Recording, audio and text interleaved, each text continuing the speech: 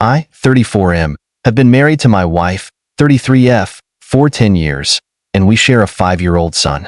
We first met during a difficult period in both of our lives, which I believe largely drew us together. While the first 5 to 6 years of our relationship were mostly positive, I've become increasingly unhappy with certain aspects over the years. Both of us grew up in homes where yelling and unresolved conflicts were common. Both of our parents were chronic alcoholics, and my father was particularly abusive, both physically and emotionally. Determined not to replicate my own childhood, I made a commitment to handle issues calmly and work towards resolutions. My wife, however, reacts to problems with shouting, regardless of the scale. She perceives any critique or concern I voice as a personal attack, immediately becoming defensive. I understand this likely stems from her upbringing, but it has made communication nearly impossible. Conversations about issues often escalate into hours-long arguments. Over the years, I've tried to end the relationship multiple times, but she always convinces me to stay, apologizing and promising change. Despite this, the cycle continues, and during arguments, she has physically assaulted me more than once. She dismisses it as insignificant because she is smaller than me, but I know that no form of violence is acceptable. The worst injuries have been bruises and minor cuts, which I tried to rationalize as her losing control in the heat of the moment. I have never retaliated or resorted to violence myself. About 6 years ago, I was ready to leave, but when we found out she was pregnant, I decided to stay. During her pregnancy and for a while after our son was born, things improved. Our disagreements were less intense, and there were no instances of physical aggression. However, in the past 4 years, the situation has deteriorated to a point worse than ever. A significant factor in our dynamic is her family's background. She is originally from the north of New Zealand, and we moved to the south about 7 years ago. Early in our relationship, we lived with her family, which exposed me to a deeply dysfunctional environment.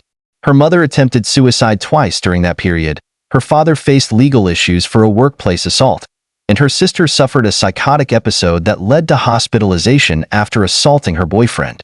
The father's household is a toxic space. He drinks heavily, shouts orders, and expects the women to serve him. The presence of unregistered firearms in their home further added to my unease. Although my wife has never harmed our son, her approach to resolving issues remains concerning. She insists that any relationship problems must stay between us, discouraging me from seeking advice or support elsewhere. Over time, I've grown too exhausted to address minor issues, as they inevitably lead to hours-long arguments.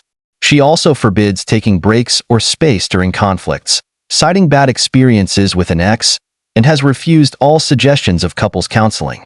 She has never apologized for her behavior and seems to believe she is blameless in our relationship. In the past year, my mental health has significantly declined.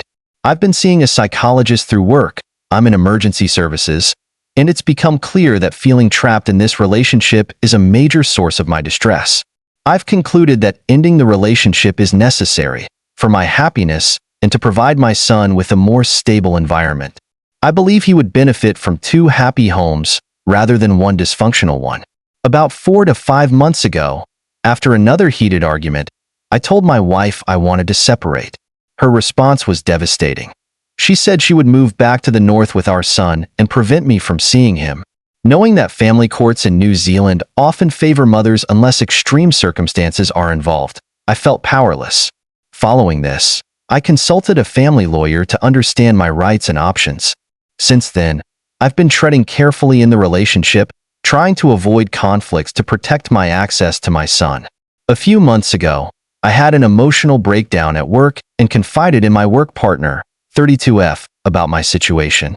She had noticed that I seemed withdrawn and down. As someone who had previously left an abusive relationship, she began offering advice and support. Over about a month of conversations and shared experiences, we developed a strong emotional connection. While it wasn't planned, one thing led to another, and we ended up sleeping together.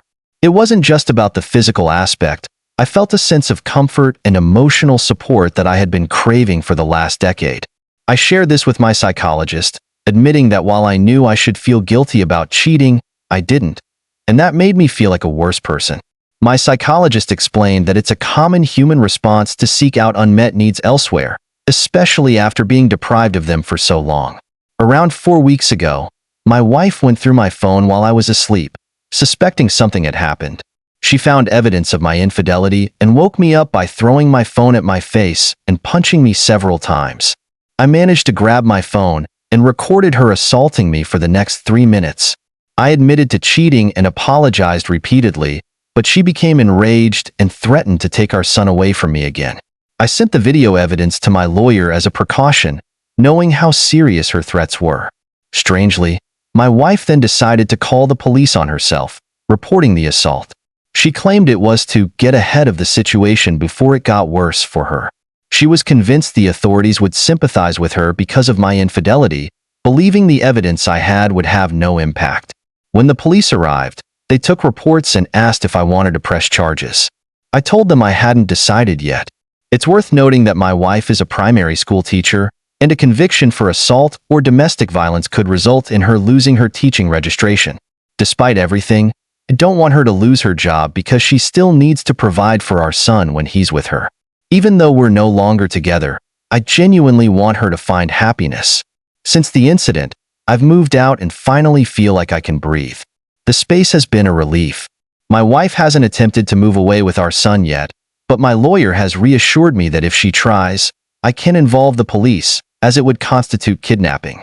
She has refused to participate in mediation or sign any parenting agreements, so for now, our son primarily stays with me. However, I feel very anxious every time I hand him over to her for the night. On top of this, her family has been bombarding me with hateful messages, including death threats. They've called me disgusting for cheating and told me that I should have left her if I was unhappy, but never cheat. They completely dismissed the fact that she repeatedly threatened to move away with our son if I left her, leaving me trapped.